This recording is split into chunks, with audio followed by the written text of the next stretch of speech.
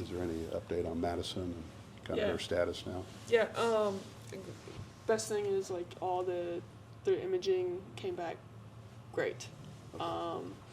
Now get her back as fast as we can, and I think she's gonna work hard at that.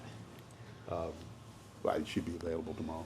Chances are no. Chances are no for that one. There's still a lot of Right. swelling in there, but obviously dislocated kneecap. But the best news, right? No damage to any ligaments. All the MRI came back clean. X-ray was clean. So best case scenario, really. Is there a path for later in the year? Absolutely. Okay. Absolutely. And Matt's going to work really hard at it. Yeah, was she smiling, good spirits? Like everybody's vibes are pretty good. All things I think so. considered? I think anytime you have like a catastrophic injury like that, like just like that could go so many different ways. And then obviously X-ray Saturday after the game was clean. MRI Monday. You could definitely feel the sigh of relief when she got the news that all the the ACL, the PCL, the MCL, all of that was all good. So How did it happen? that's a really good question. I have not watched it. I skipped that part of the video. I remember seeing it out there on the court. I don't need to see it again. I think she just got twisted up trying to get the ball to Kiki. I don't know if somebody was on her foot or not. My first reaction was I thought it was her eye, with the way she was kind of covering her eye. And then she was like, no, it's my knee. And I looked back, and her patella was on the side of her leg. So, yeah. Well, then they just popped it right back in there. Like I said the other night, I'm Right. sure it hurt like hell, but she's been a trooper.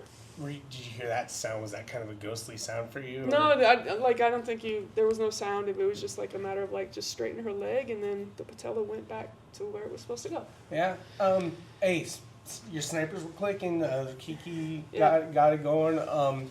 How important was it, just to see the ball go through the hole and to just see just that side of her really show and against Rutgers? Yeah, we talked about it at halftime of just being intentional, getting a paint touch and spraying out. I thought Nye and Kiki did a really good job of attacking baseline and making things happen.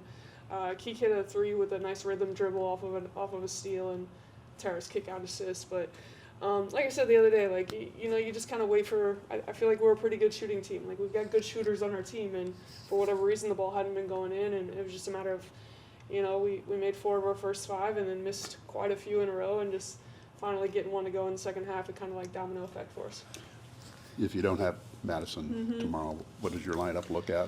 like, and what does your rotation look like? A challenging few days for us in the sense of this obviously changes a lot of the way we play, just because Madison does so much for us, whether she's playing the point, whether she's getting everybody in the right spot. So,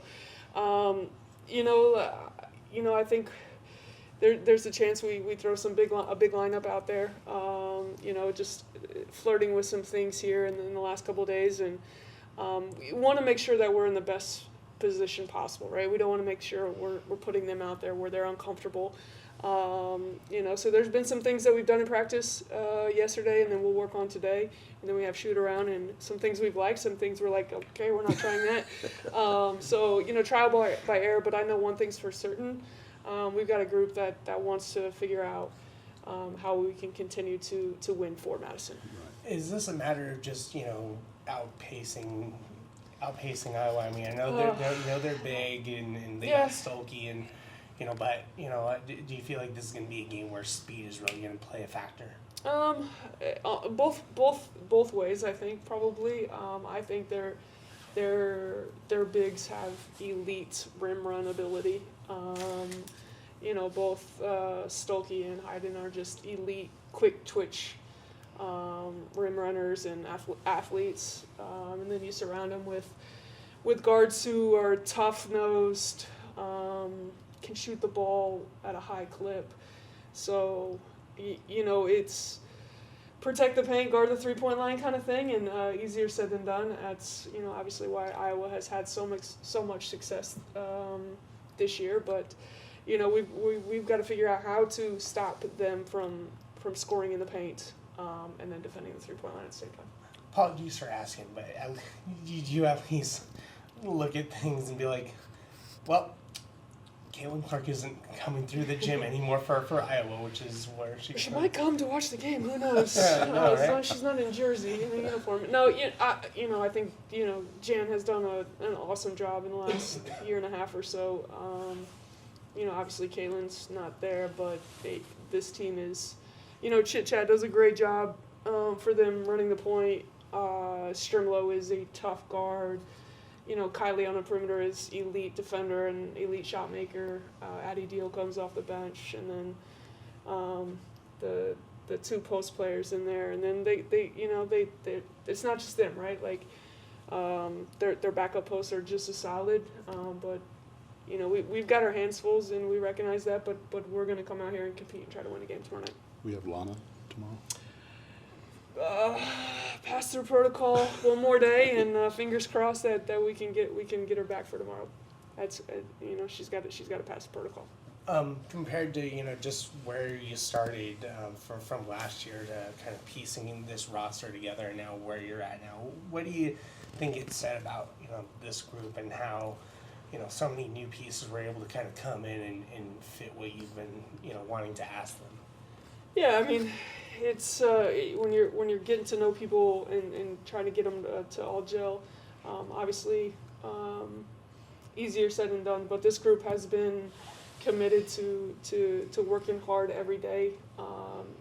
Trying to keep the joy about them and the game of basketball and what that's all about. And by far, regardless of anything, like really one of the most fun and just like best human beings that I've coached as a collective group, and it's been really fun leading this team, and hopefully we get to play a few more games.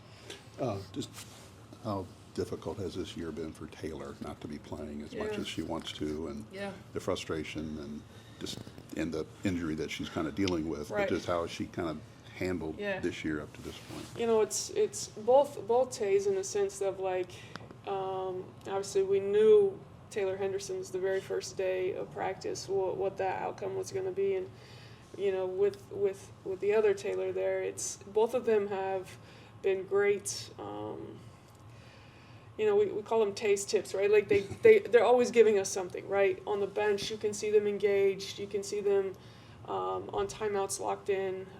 You walk into halftime, and Taylor Feldman is probably the one talking to a certain group, and then Taylor Henderson has another group, and they just have such maturity about them and the way that they're handling a tough spot of like, man, I don't know what it's like to sit out. Like it's not, when you think you can help and you're unable to, it's not easy, and just really proud of both of them for who they are and how they've really handled it.